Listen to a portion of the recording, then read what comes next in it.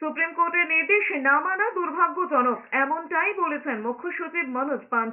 বুধবার নবান্নে সাংবাদিক বৈঠকে মুখ্য সচিব বলেছেন, সুপ্রিম কোর্টের নির্দেশ মেনে রাজ্যের তরফে জুনিয়র ডাক্তারদের অনুরোধ করা হয়েছিল কাজে ফিরতে, কিন্তু তাতে যা ইমেইল এসেছে তাতে আশাহত হয়েছে। এটা হওয়া উচিত ছিল না দাবি করে মুখ্য সচিব বলেছেন, সুপ্রিম কোর্টের নির্দেশকে অক্ষরে অক্ষরে মানবেন এমনটাই আশা ছিল।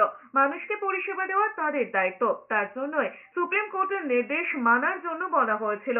আমরা কোনো কন্ডিশনস রেখে আলোচনা করা যায় না, এটা আপনারা সকলেই জানেন। আমরা চাইছিলাম খোলামেলা আলোচনা হবে, একটু পারস্পরিক ব্রেনস্টর্মিং হবে, ওদের কি কি কনসার্নস গুলো আছে এটা যাতে আমরা শুনতে পারি, বুঝতে পারি এবং ওই কনসার্নস গুলোকে যাতে আমরা আলোচনার মাধ্যমে অ্যাড্রেস করতে পারি। তারপরে আমরা যেখানে যেখানে যে যে কাজ করার প্রয়োজন এটা করবো, এই উদ্দেশ্যেই আজকে মেলও পাঠানো হয়েছিল। কিন্তু যেহেতু ওদের রেসপন্স এরকম আসেনি, আমরা আজকে এই সভা করতে পারিনি। অন্যদিকে রাজ্যের ডিজি রাজীব কুমার বলেছেন, নিরাপদ এবং সুরক্ষিত কাজের পরিবেশ করতে পুলিশ প্রতিশ্রুতিবদ্ধ। হাসপাতালে সুরক্ষা বাড়ানোর কাজ হয়েছে, কাজে ফিরলেই পরিবর্তন দেখতে পাবেন বলেও দাবি করেছেন ডিজি। তিনি বলেছেন, স্বাস্থ্য পরিকাঠামোর উন্নতি চাইলে খোলা মনে আলোচনা করতে হবে। We are committed to providing safe and secure work environment.